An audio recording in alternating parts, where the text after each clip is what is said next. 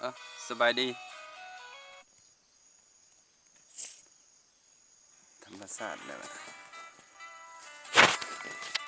อันนี้ก็เป็นสไตล์และวิถีชีวิตของชนบทเฮาเนาะโอ้ยเมื่อยหลาย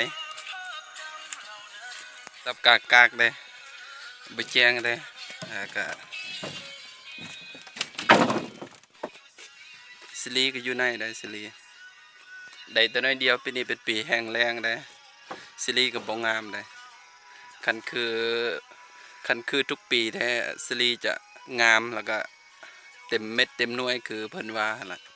แต่ว่าปีนี้ก็แห้งแล้งหลายแดดเด้อแดดแห้งแห้ง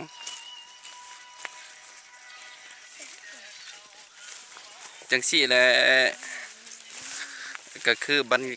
บรรยากาศสดๆจาก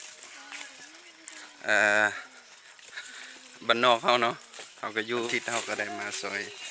แม่ฮักษลี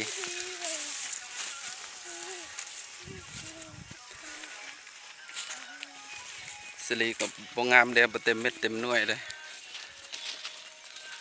เอาจังได้ก็สิได้จบคลิปแล้ววิดีโอใหม่เนาะจะได้ให้ได้คอยมีกำลังใจดีจะเฮ็ดคลิปอีกต่อไปเด้อ